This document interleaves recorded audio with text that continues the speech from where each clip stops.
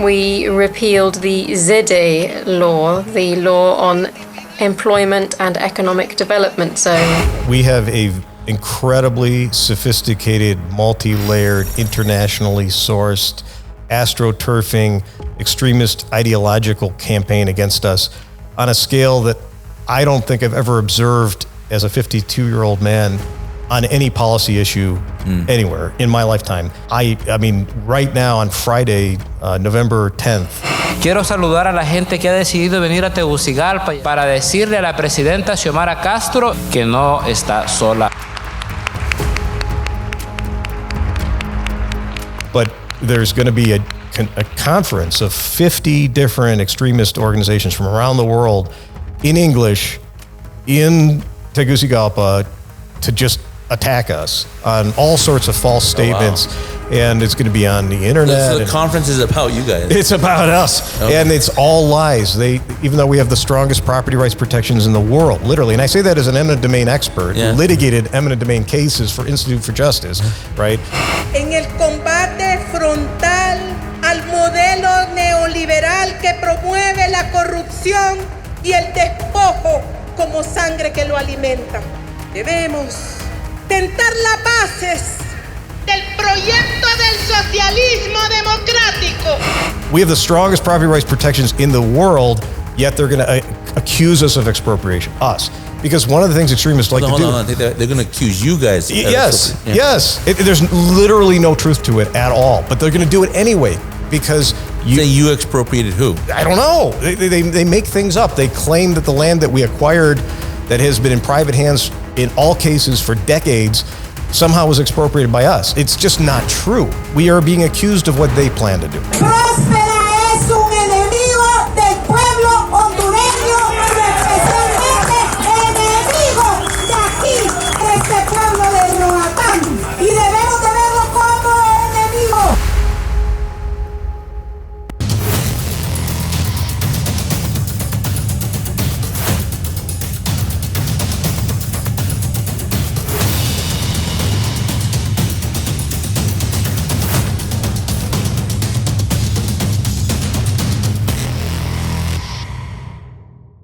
Welcome to the Border Wars Podcast. This is the #1 podcast in all of the Americas. Be sure to subscribe by hitting the subscribe button. Also, turn on your notifications so you'll be sure to be alerted of all our podcasts. And I say we're the #1 podcast, obviously not because of me, but because of our guests.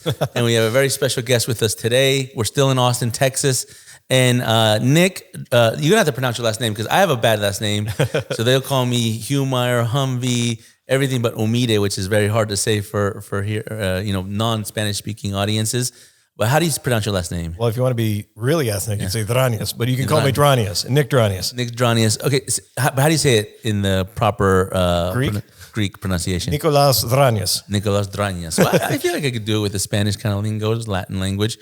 So we're with Nick Dranias, and this is a very special podcast because one of the things we don't speak a lot about on the podcast, but those that have followed FS for a long time, you know this about us, that we have a classical liberal origin. I myself got brought up in the world of think tanks through free market think tanks. I had working with the Atlas Economic Research Foundation, working with many of our free market partners throughout the world.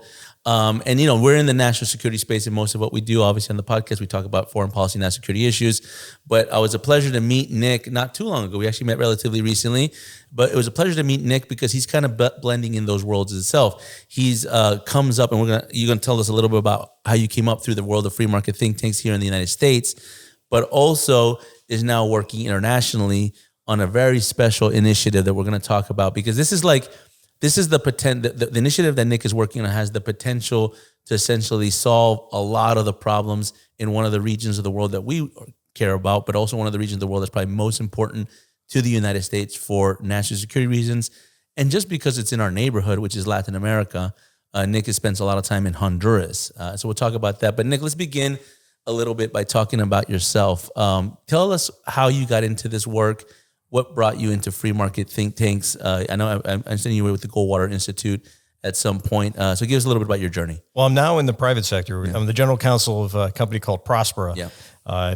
I've been practicing law for 26 years now. So you're a lawyer by trade. I am a lawyer by trade, and I grew up in the wilds of Chicago's legal scene. And about 9 years into my career, I decided that I needed to do something more meaningful. So I ended up at the Institute for Justice, which is the premier constitutional litigation firm, at least on the center right.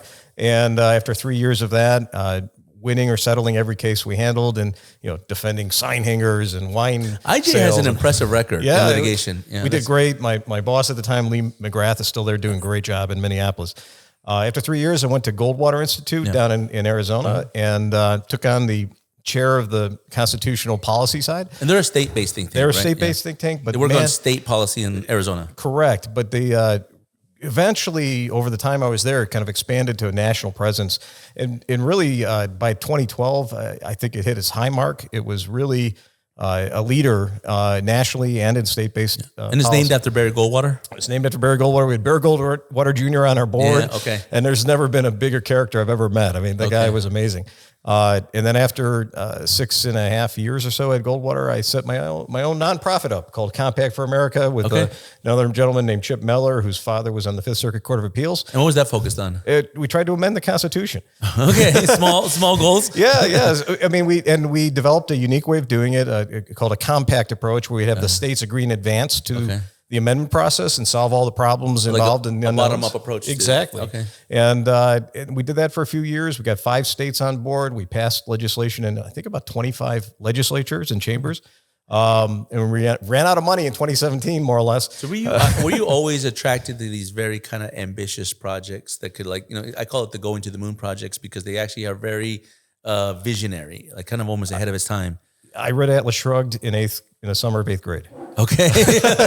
Okay. And I'm not a Randian currently. I've sort of evolved into more of a Stoicist, Aristotelian, maybe even Peter a Petersonian, they say. Okay. But will you be considered like a maximum individualist, or more of a minarchist, as they would say?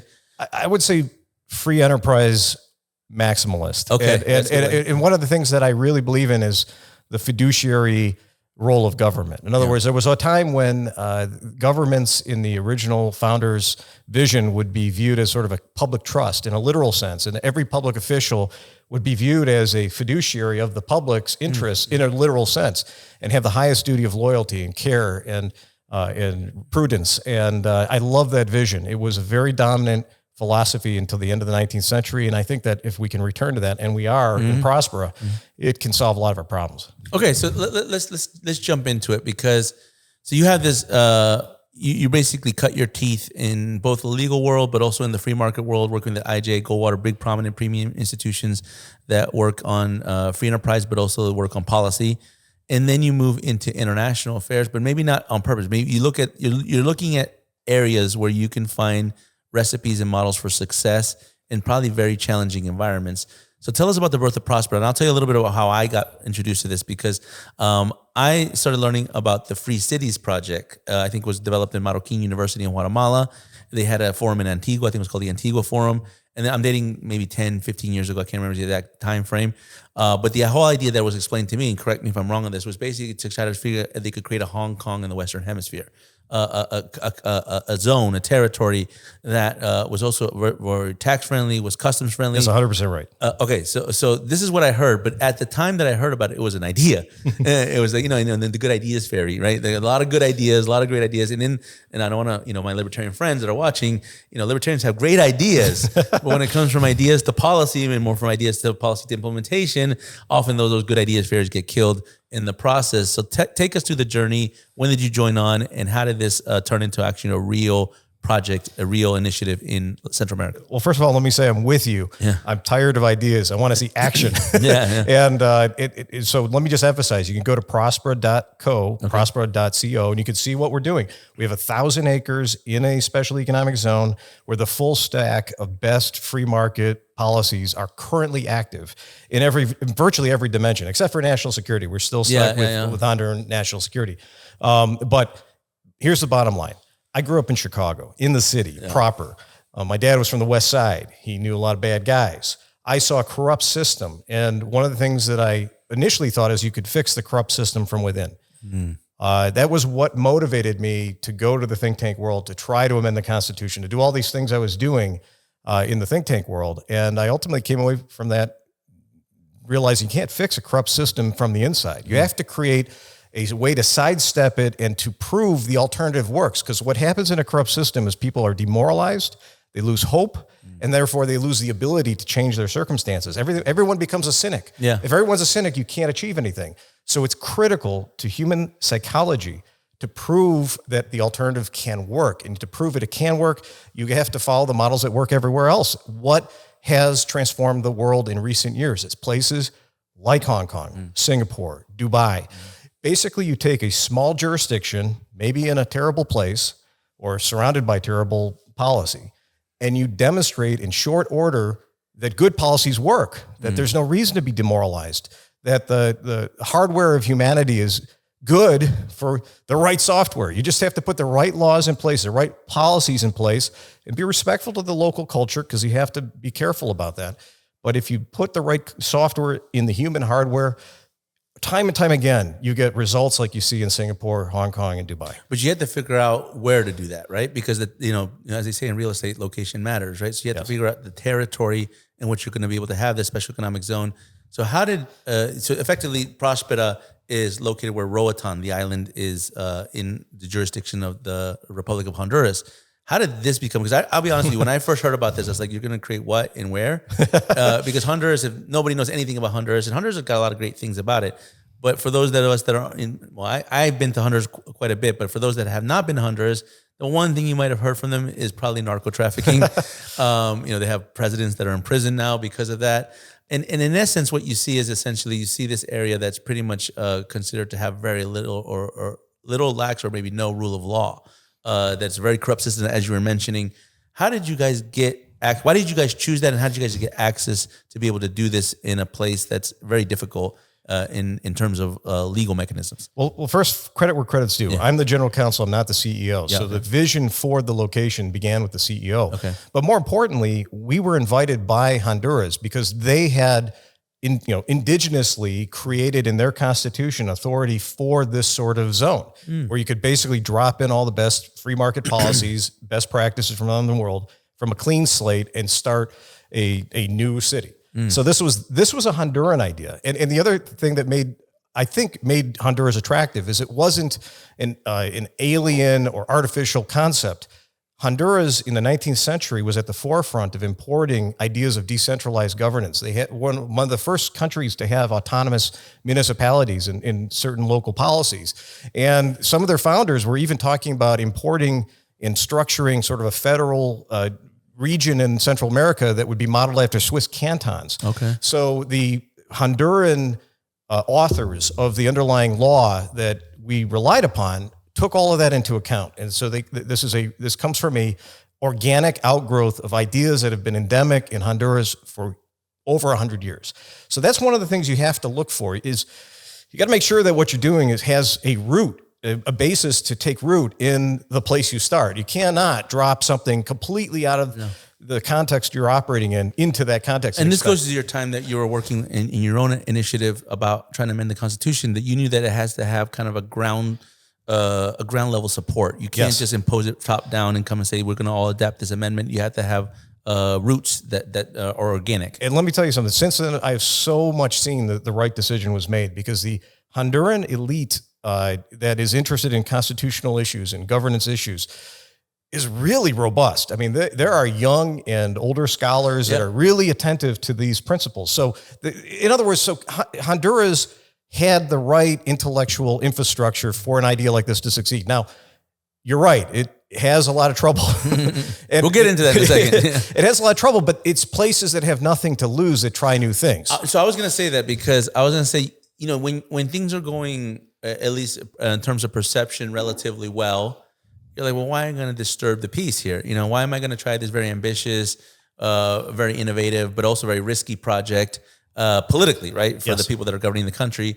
When things are going relatively well, I have good prospects to get reelected, or my political party is getting good traction in the populace. But when things are going really bad and things aren't working well and the government is very dysfunctional, you start to get people to think outside of the box. And you're 100% right, because my time at Atlas, I met a lot of very smart, what we would call intellectual entrepreneurs in Honduras. People that are actually both It's pretty unique. Yeah, I mean, it's academically sound, yeah, but also have very innovative ideas. And because they're in Honduras, they're outside the box thinkers by default.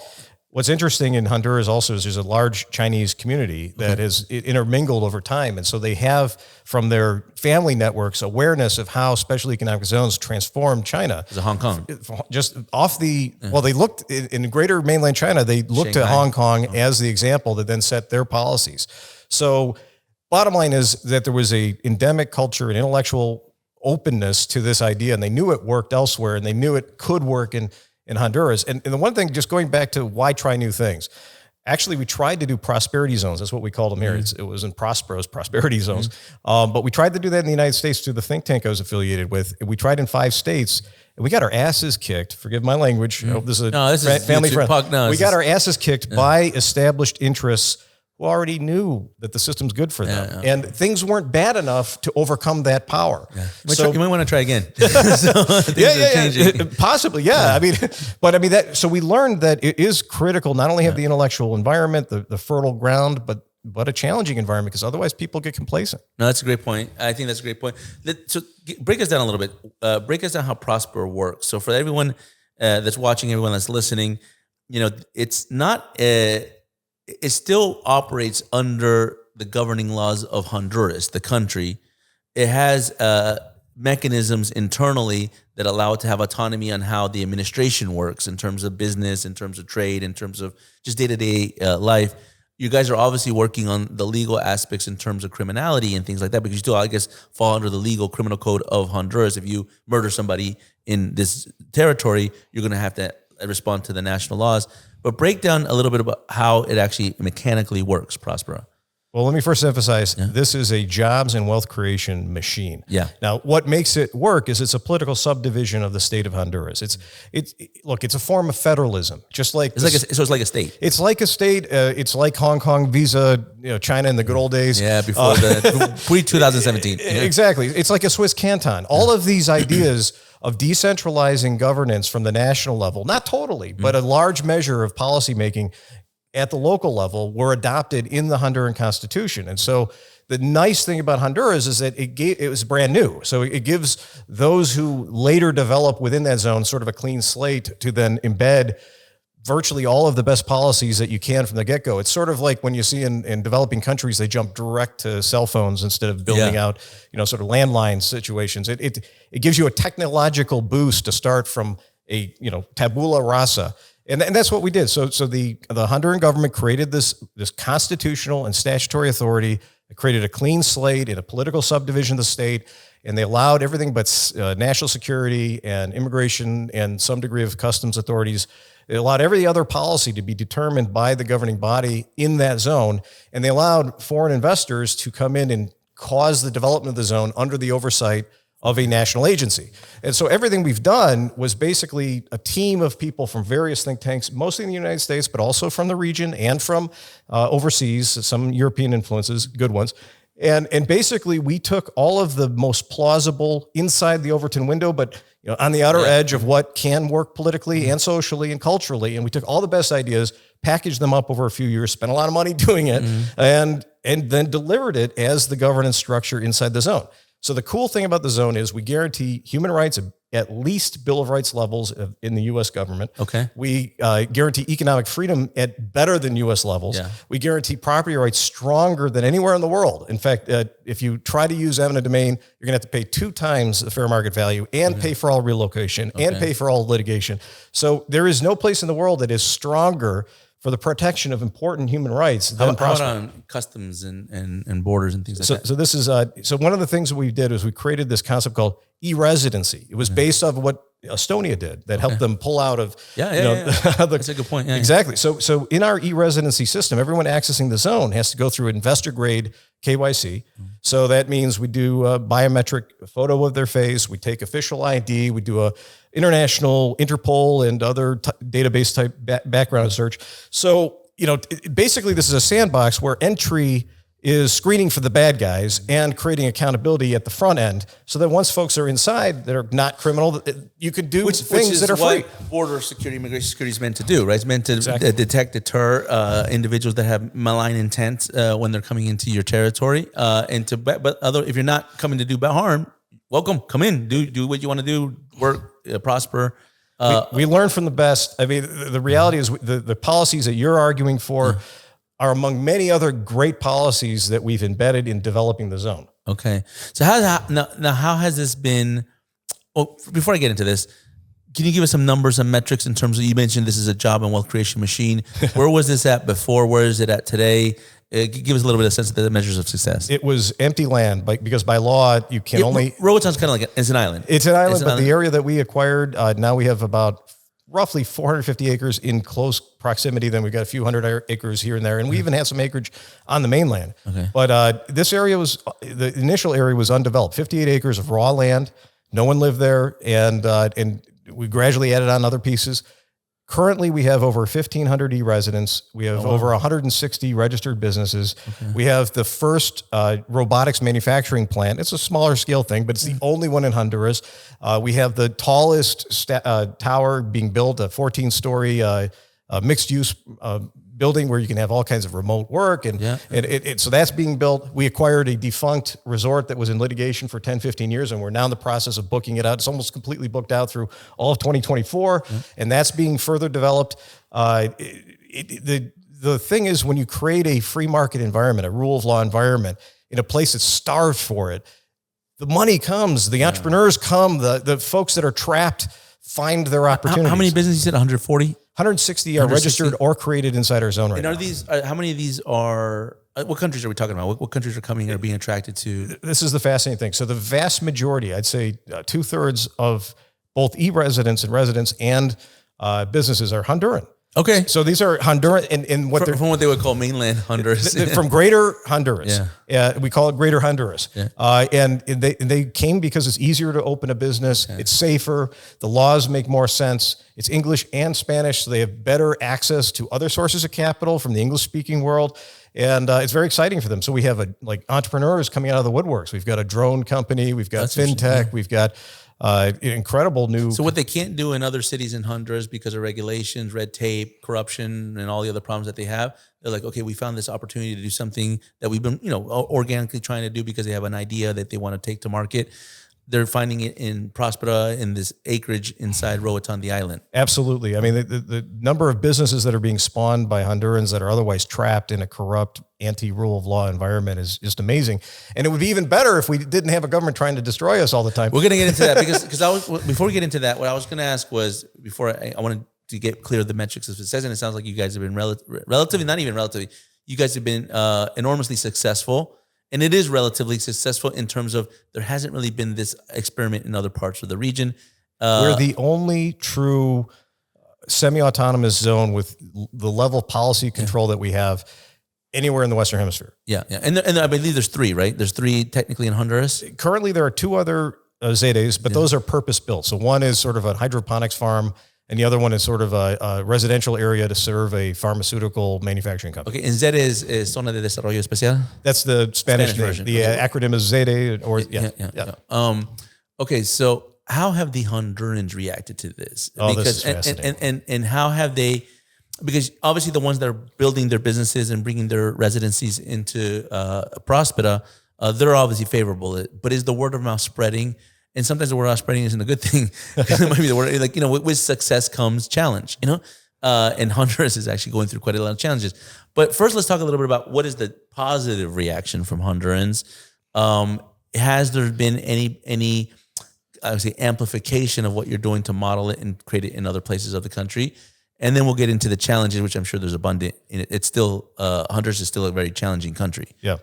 So international radicals immediately understood the implications of this kind of legal authority. You could create the East Berlin, West Berlin dynamic immediately.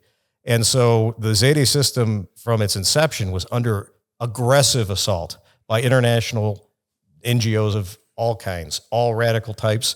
And so collectivists of all stripes. All stripes of collectivists. Realize that this could actually break their back. They cannot allow this to succeed because in 5 to 10 years, we will have done with private capital what tens of billions of dollars of aid has never accomplished, what no other bureaucracy. So I could see you guys being a threat to the central bank. I could see you guys being a threat to the mercantilist class of the private sector. I could see you being a threat to this. I could see you guys all the same people that opposed us in our effort to do this in the United States exists there. This is human nature. Yeah. So having a free market zone with no monopolies threatens the monopolies. Having a free market zone where any group of workers can form a union threatens the unions, because unions are just a form of monopoly, right? So having a zone where social welfare benefits are portable and controlled and owned by a employee threatens employers who want to lock them in through benefits. It threatens also the government, which wants to be seen as the political benefactor of the working class.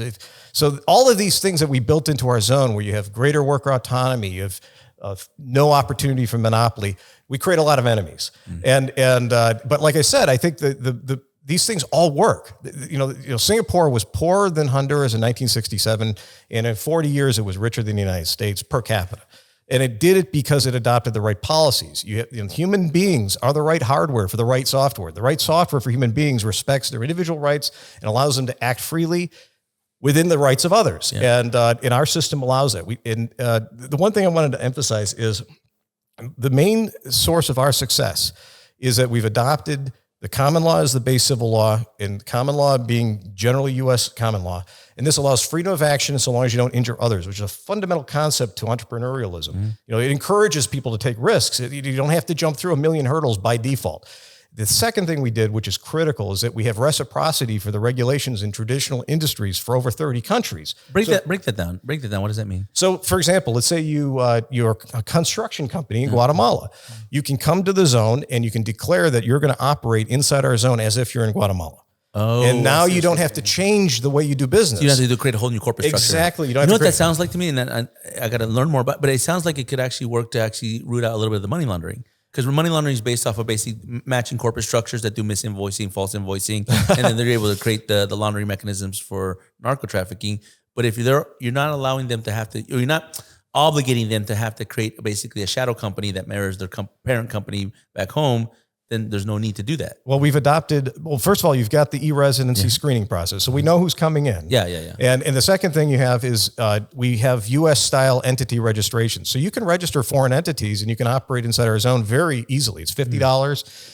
You do the e-residency thing and you're in. And so there is not the need for the complicated corporate structures. The other thing is the way our tax system is set up. At the corporate level, we tax 10% of gross income. And gross income is almost everything that's revenue minus capital gains. So, but we don't have any like deductions or credits. There's no advantages to having complicated corporate structures. We're taxing essentially what is mostly revenue at a flat rate. And so a lot of these corporate structures that are complex are in part tax dodges. There's no tax dodge, and it's the most transparent and simple form of taxation in the world. Well, what about, let's kind of get the elephant in the room. What about the drug trafficking? It's an issue. Yeah. We're very attentive to security. We have excellent internal private security. We've been consulting with top folks inside and outside of the current law enforcement community. We focus on looking to the United States for guidance. Yeah. We do have a challenge in that we're in a complex environment. But here's the good news. The good news is we have a spotlight on us. So the last place that criminals really want to operate is in a spotlight. So for all the negative and positive attention we've gotten, it's pretty much deterred any significant incursion by any criminal element. There's been attempts. I can't get into the details, but by and large, we'd like the spotlight. Keep the spotlight on. Yeah. Okay. So that makes sense because you guys are in the newspapers. The drug traffickers are like, I don't want to be in the newspapers, so they just try to avoid getting that unwanted attention. But let's go back to the challenges here because. So Honduras had a flip. And then let's be honest. I mean, Honduras never really had a kind of a free market governing system. They had people that were maybe sympathetic to the ideas that are right of center, maybe conservative presidents. But as I mentioned before, they've had a very mercantilist private sector. Corruption's been very endemic. Narco trafficking is abundant. And we have presidents of Honduras that are in prison, right? So here's the challenge here, because that political situation has now brought in a new government that is much more radical than anything we've seen in Honduras in the past. We've had corruption in Honduras, we've had bad governance, but we've never seen an ideological government that's willing to essentially change fundamentally the legal structure of the country. We have that now with President Xiomara Castro and the Libre Party. And I knew about them as much as probably many of you did, or you guys did, or many of our watchers and listeners, because they were involved in some of the early issues related to the caravans and the migrants that we were dealing with on the U.S. southern border. They were involved in a lot of the augmenting and helping of Hugo Chavez back in the day, Nicolas Maduro today, of the Venezuelan and the Cuban communist network that was spreading throughout Latin America. And then I can even go back. My first experience in Honduras, it was back in 2009, which is a very critical year in Honduras because it was the year that the former president, Manuel Zelaya, tried to basically upend the constitution and basically throw out the rule of law to be able to project himself into power. That was stopped actually by the Honduran people with a lot of pushback from many different corners. But the Honduran people pretty much understand that that was a violation of the constitution, and they enforced their constitution to be able to make sure that that change didn't happen. They then maybe thought that they were out of the woodwork, but apparently they weren't, because people that don't know, President Xiomara Castro of Honduras is the wife of Manuel Zelaya. So you got kind of like this. So that to me seems like a big challenge for you guys. Now, break us down. How challenging is this for Prospera? Incentives are everything. Yeah. So you can have somebody that you know is not a good person and wants bad policies, but if you can create the right incentives, good behavior can follow from bad people. Yeah. So yes, it's an incredible challenge having to deal with the Castro administration, which is self-described as an avowed socialist regime, self-described following in the footsteps of Venezuela and Cuba, and has terminated relations with Taiwan, has weekly meetings with the Chinese government, has Cuban. She traveled to, I think the president of Honduras traveled to Beijing not too long ago, a few months ago. Yeah, right? and then almost their entire congressional delegation traveled to Moscow and St. Petersburg recently in October. So you're dealing with an environment where let's just say the government is quite contrary to American interests, to freedom-oriented policy. That said, they are embedded in a system of incentives. They are a party state to CAFTA, which is a free trade treaty that guarantees for U.S. investors and other investors of party states fair and equitable treatment, protection from expropriation. It creates a arbitration system where you can recover very significant awards, and then in a country that's so dependent on remittances and aid and international financial support, those awards that you can win and are won in investor disputes can be very effective to, let's just say, create the right incentives for good behavior by threatening sources of revenue and allowing for recovery. So we have very carefully used our rights as U.S. investors under CAFTA, and we have a pending case led by White & Case LLP, the best international arbitration firm in the world. And it's a case against the Honduran government? Against the Honduran government in what's called ICSID, which is the official arbitral body for these types of disputes. And our allegations are for up to $10.7 billion if they expropriate us. Now, they haven't fully expropriated us. They make a lot of threats. And are they expropriating U.S. companies? They are. They have, I would argue there's a concept called indirect expropriation, which isn't quite as dramatic, but just as effective. They have threatened Cargill. They have threatened Haynes. They have... there's a long list of both U.S. and international businesses that have been basically threatened with shutdown or confiscatory levels of taxation, which has led to shutdowns of businesses. The losses of jobs over the past year and a half are stunning. So it's basically they're weakening their business without actually officially kicking them out. They are destroying sources of foreign investment that are not Chinese and Russian. Yeah. yes. I could see that. So that's interesting in the sense that it seems that they're not going the full expropriation route, because that could open up a whole kind of legal challenge and obstacles that may actually backfire on their effort. But they're finding a mechanism, I think you call it indirect expropriation. Indirect expropriation. Where you're basically ostracizing these companies, making it very difficult for them to operate. And almost like a battle of attrition, just till they quit and give up and leave on their own accord. Right. Let me give you an example for us. So they've taken away our customs authorities. They're supposed to have free trade customs authorities. They took them away. We paid for them. We have a contract for them. They took their people away. So as a mechanical fact, we can't plug into the systems needed to import or export. We're forced to use their external systems, which are more expensive, timely, and subject to corruption. And so then that's one thing they did. The other thing they did is they took away our access to their external commercial registries. So when we're trying to attract nearshoring, and we have companies trying to relocate from China, hundreds of millions of dollars want to relocate from China. I want to talk about that in a second, but keep going. But when we tell them, well, you can come here, you can register in our registries, but if you do anything outside of our zone, which is 1,000 acres, was big, but it's small compared to the country. If you do anything outside of our zone, they're not going to let you register your commercial activity. So it's a huge deterrent. It creates legal instability, creates regulatory uncertainty. That is what they have excelled in. And it has, I would estimate right now, $250 million in nearshoring opportunities that are interested in our zone and our zone alone because of the reciprocity in our regulatory system. Wow. They can move in seamlessly, but they're sitting on the sidelines because they just don't know what the Honduran government is going to do. That's very interesting because, I mean, obviously, this has been a discussion within foreign policy for a while, but honestly, really after the pandemic and especially after the war in Ukraine, the idea of nearshoring, or what they now colloquially call friendshoring, has become a very big issue because taking companies out of China, taking manufacturing plants out of Russia and China and bringing them over to more friendly countries that are away from potential war zones. We are purpose built for that. I could see that. I could see that you guys are a territory that can actually build the conditions so that manufacturing can take place at a very robust level. Because of the regulatory reciprocity, we recognize the regulations of 30 countries in all traditional regulated industries. So you can seamlessly relocate. Even if you want to later change what regulatory system you want to operate under, you can seamlessly relocate. This is an incredible thing. You could take your Chinese operation, move it seamlessly into our zone. So the question then naturally for me would be, this seems like something the United States would get behind. This seems like something the United States would want to, because, in the just name of essence of national security and foreign policy of helping U.S. companies find opportunities to safeguard their businesses. Are you seeing this? Are you seeing the United States try to help you guys out, build conditions, build bridges so that the nearshoring opportunities are capitalized on? I'm going to try to be as fair as I can. Yeah. The past week has been a remarkable show of support. And just for, we're going to probably put this out a little bit later. So we're in mid-November. Yeah. So I think the U.S. government is waking up currently and in the past week to the potential that our business model offers as a means of projecting soft U.S. power. Up until then, it's been hard to assess a relationship. Yeah. So you get maybe like a mixed response, maybe some very positive comments privately, but no real action. Sometimes extremely positive and seemingly official comments that are later yanked away.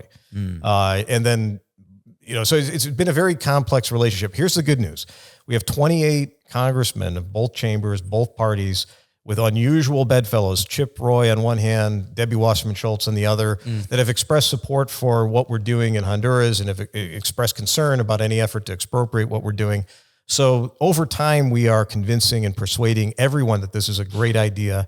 And so far, we think people of goodwill are seeing the value of it. Now, it could just be that what we're doing is so innovative and we're coming out of nowhere. We're a bunch of entrepreneurs. We're a startup. We're a startup government, right? Yeah. Right. It could be that we were just looked at as weird or potentially, maybe not legitimate. And that just took us a while for our reputation to burnish itself. Right. And it may be a natural function of that, but it has been challenging. No, I would say, 100% I could see that. I could see you guys are basically now because it takes a while to show success too. True. It takes a while to show the numbers, to show the metrics, and you guys have it now. You're showing it. You've been around for 10 years? We broke ground only in January 2020. We've had the conceptual start took a long time. The law was in place since 2013. We didn't get the 50-year concession until December 2017. We spent the first year and a half developing the governance systems and acquiring a few pieces of land. But the real money from investors didn't come, and the breaking ground didn't start until 2020. Okay, and wow, in the pandemic, in the middle of the pandemic, we thought we were going to be, the savior of the area. Yeah, and then they had quarantine. Yeah. So no, that's okay. So you guys are really new then, because the concept was done, the building, the legal frameworks that were all developed, but you haven't been implemented in, basically running day-to-day operations for only about a few years now. Yep. So I could see that. I could see it's going to take a little while to be able to build the reputation, get the metrics of success and everything, and now you're facing. When did the Zelaya government? When the Castro government come in? They got they got inaugurated in January 2022. It's a year, year and a half. Year and a half. Yeah. Yep. So this is probably very hard year and a half. Hey, but I got good news. What's that? Well, the good news is although they repealed our underlying statutory authority and they tried to repeal our constitutional authority, it appears, based on what I'm hearing from all the legal experts in Honduras, that they blew the date to perfect their constitutional repeal. It was supposed to have been done by October 31st. It wasn't done. And the prevailing view in Honduras right now is it's now too late. So there is a chance to unwind the effort to destroy us by that administration. No, for sure. I mean, they can't, amend the Constitution to take away what you guys were granted with, the 50-year concession, right? Oh, yeah, absolutely. So one of the things Honduras is awesome about is they actually have a tradition of protecting businesses, at least in legal doctrine, even stronger in some ways than the United States. And the problem is the quality of that protection depends on the quality of your judiciary. Okay. But on paper and in theory, Honduras is a very pro-free market, pro-property place. No, and honestly, Central America in general, I mean, Guatemala has very similar conditions for doing it if you had the political will and the political leadership to do it. But what I was going to say was, so what I see is you guys are a startup success story, an entrepreneur success story, beyond just building business, but beyond building a territory that can be friendly to business so that they can provide alternatives that oftentimes the governments don't, because governments aren't meant to be building businesses. Governments are just supposed to be the arbitrator of a free and fair system. But what I was going to say was, I think where you guys could take this to the next level, and I think is a lot of the reason why I really was excited to have this conversation, was because right now in the state of world affairs, we're dealing with potential wars. We have wars. We have wars going on in Israel. We have wars going on in Ukraine. We have potential wars going on all over the place, proxy conflicts. And what it seems to be where we're headed into the future is we have to find national security solutions to global conflicts that are erupting throughout the world. And what I mean by national security solutions is we have to find territories and sovereignty issues that allow production and entrepreneurship to take place, even in the worst conditions, right? And so in that sense, I think this next evolution here, and you said, we might have crossed one obstacle in terms of they missed the deadline to amend their constitution, but nonetheless, I think if you're going to probably face trial by fire in these next months, years, just because of what's going on in Latin America and more specifically in Honduras, but that might make you guys stronger. Oh, the trial by fire hasn't ended. Yeah, no, that's not my point. Is you guys, you're in it. You're in it. You're going to go back to Honduras. You're going to be facing all these obstacles. But if this works, it will be so bulletproof that I think it will be a solution that many countries, many territories, many leaders that are facing these big obstacles, and because let's think about this, right? If Ukraine loses its territory, right? If they lose this war against Russia, where are they going to go? How are their businessmen going to make a living? How are they going to be able to survive, to provide food for their families? Same goes for Israel. Same goes for Taiwan. Same goes for the Nagorno-Karabakh conflict. Same goes for the Sahel. Same goes for Guyana, right, in the hemisphere next to Venezuela. Where are they going to go? How are they going to survive? And we could, send aircraft carriers everywhere and try to engage in all these wars, but that's not going to work. We know that's not going to work. And the question is, we're going to have to get really innovative on how to solve these and provide opportunities by recreating territories that have a jurisdiction that shows that you can prosper. So my point to that is to say, let me ask you the question this way: how do you see the potential of Prospera if you're able to survive this trial by fire that's going on currently with the Honduran government? I think what we have is a tool of mass alignment for the world to the right values, to the values that America used to be understood as standing for, right here, paid for not by taxpayers, but by private investment with their own skin in the game, which makes better decisions about how you deploy that capital than if you don't have skin in the game.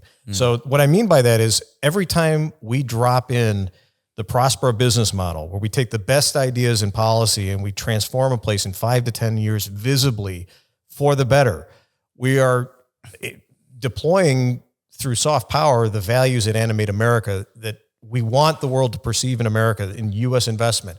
And our vision as a company, we are grateful to Honduras and the founders in Honduras of the ZEDE concept, because they had the foresight to know what their country needed to leapfrog to where they should be. But our vision is in every country that is willing to partner with us to do the same thing, to replicate it 10, 20, 30 times. And by, the nature of the thing, it's going to be the countries that need it the most, the countries that are least stable, the least wealthy. Or they're losing their territory. Exactly. Or they lost or they need to reboot something with a phenomenal working environment for business and investment. We can be that private sector partner in a lot of ways, similar to, say, SpaceX is to NASA. Okay. And that's the way to think of what we're doing. And honestly, we can beat the pants off of anybody trying to do a centralized government-funded operation. Because again, what's critical here is we have very smart VCs behind us, risking their own capital, and we also we all have equity, and we're all in it, thinking about the consequences, the long-term success in a way that even the best-intentioned bureaucrat can't. Yeah. No, I see that. So are you having conversations with other countries, with other political leaders, with other just jurisdictions? Don't you have to get into the details? Well, the short answer. Yes. Yes. In a lot of ways, it's kind of the usual suspects. But there's interests all over the world. And one thing that I've seen that's very interesting is an uptick in innovative leadership in countries that need it. It seems like the right man or woman is rising to the occasion in a lot of the places that they need to rise. And those folks are reaching out to us. Okay, good. Now let's bring this back a little bit down to the local level in Honduras. Is in the country right now, is there a resistance movement swelling that's backing up perhaps the government's efforts to want to clamp down on your concessions or on your rights that you've acquired or you've gained in the ZEDE? Is there an agitation network, a disinformation network? Because my experience and my understanding of warfare and everything is that's the new ways of war, right? You don't just use an army or a navy. You basically create disinformation networks, you create proxy networks, you create agitators, or what they used to call in the Cold War, agitprop, and you basically swell them and swarm them to the point that they collapse. Are you seeing this happening?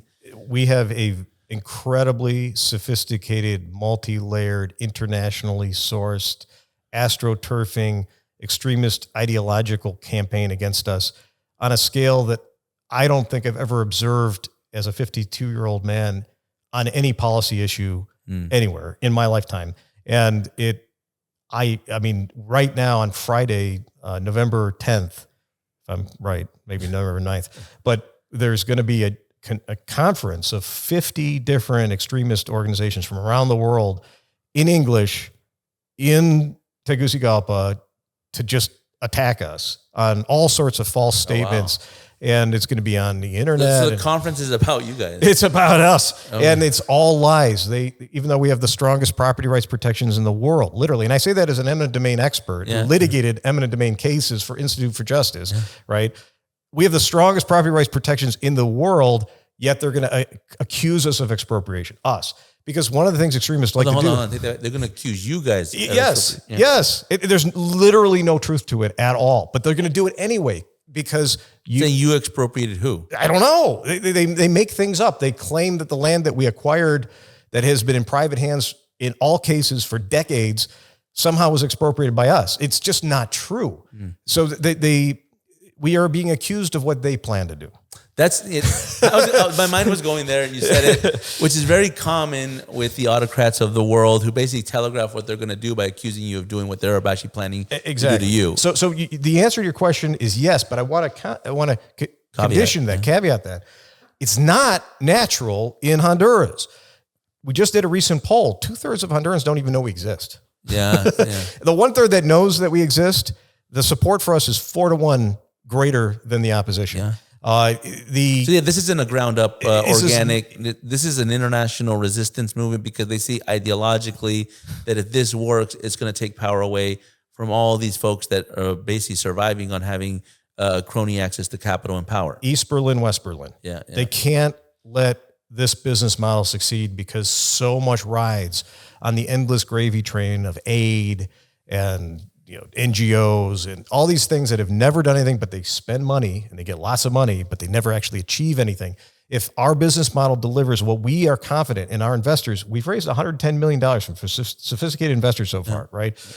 Our investors and we are confident that in 5 to 10 years, you're going to visibly see a transformation. You can already see it now when we're under fire. We have robots in Honduras.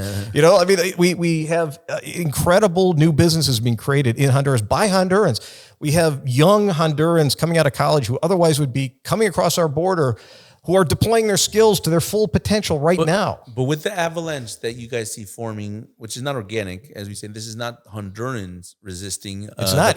Polling data, let me emphasize this. Yeah. Polling data shows that 0.95% to 3.1% of the Honduran electorate is opposed to what we're doing. It's nothing. Yeah, exactly. Yeah, but so that's my point. My point is that saying that this isn't an organic Honduran resistance to Prospera. This is an international effort by professional agitation propaganda networks combined with autocratic probably states, Venezuela's, Cuba's of the world, that are deciding that they're going to avalanche on you guys.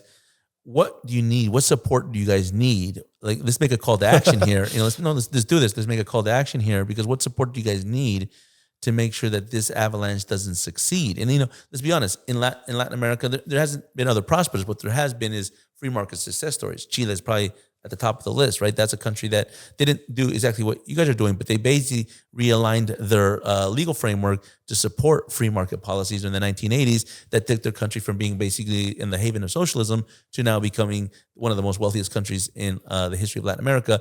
But that's also under assault, right? They have also a similar president today that's trying to redo, probably not accomplishing everything that they would want to accomplish, but nonetheless, they're under threat.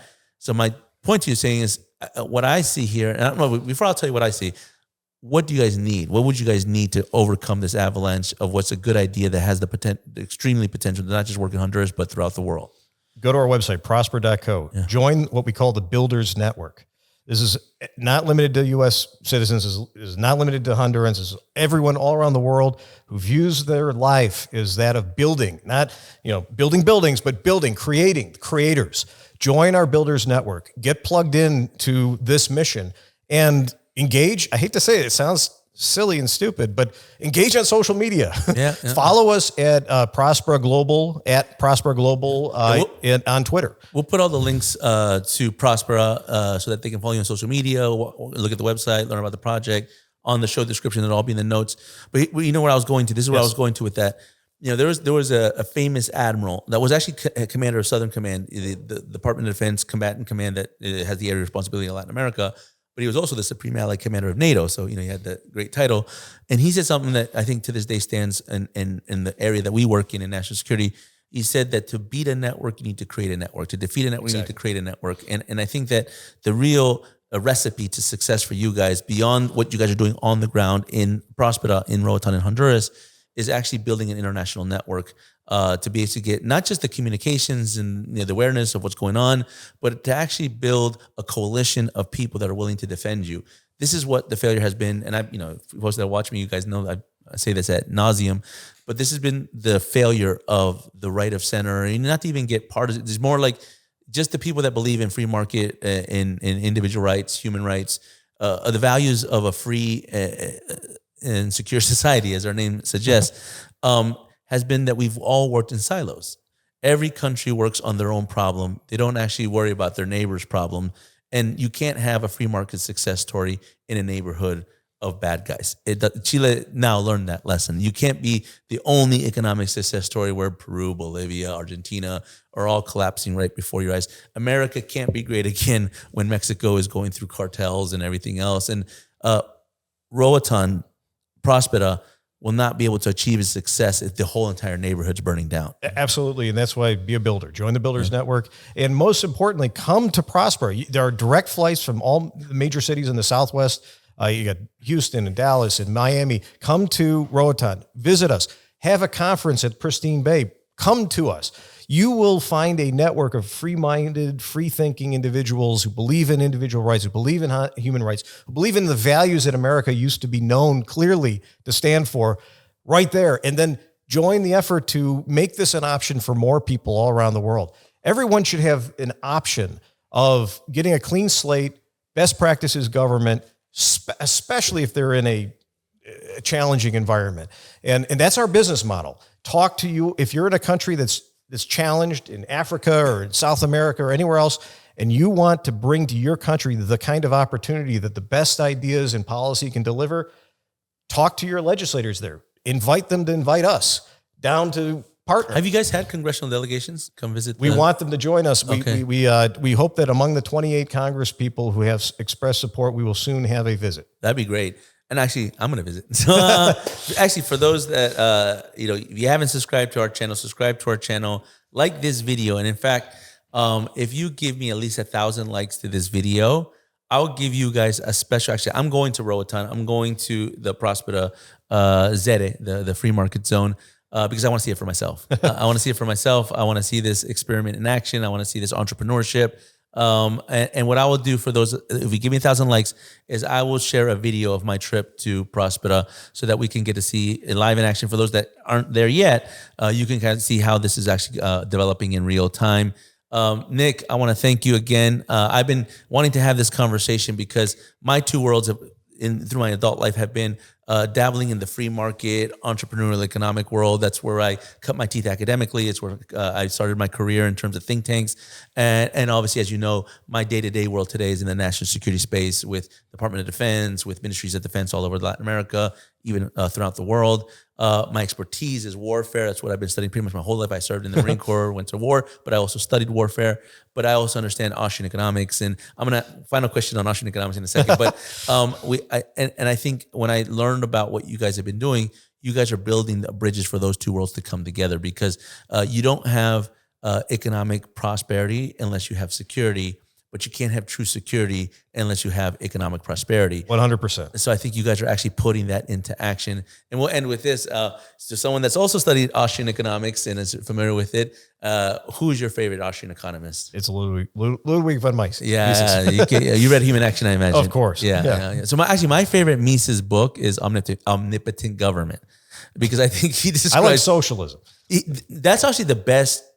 Now that you said it, that's the best takedown of socialism. Yeah. But I got to tell you something. George Reisman, his last living, I hope he's still living, student, wrote a great book, Treatise on Capitalism, which is quite awesome and an extension of Mises. And everybody should read it. George Reisman. And hopefully he hasn't passed. If he hasn't passed, hey, George, hi.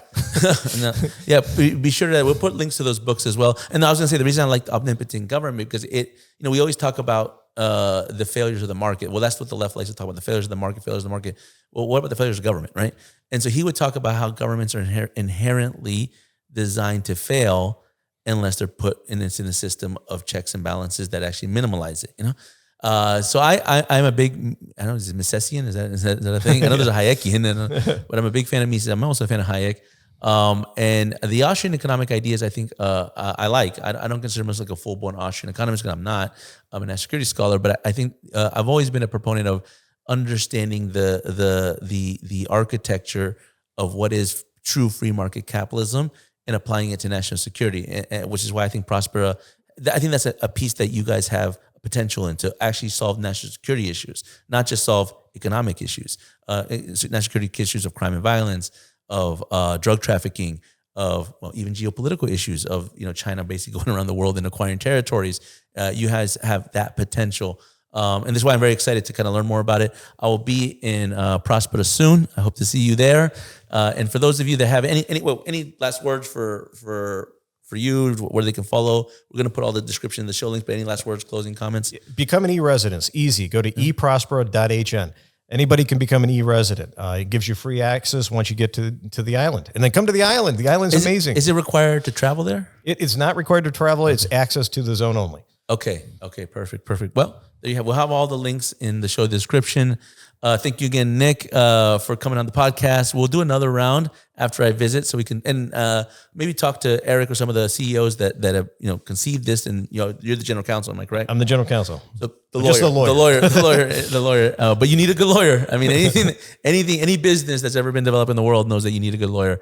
It's been a pleasure to have this conversation. Again, follow our channel, subscribe to our links, and we'll see you at the next podcast. Subscribe to the Border Wars podcast and visit our website at securefreesociety.org. See you in the next episode.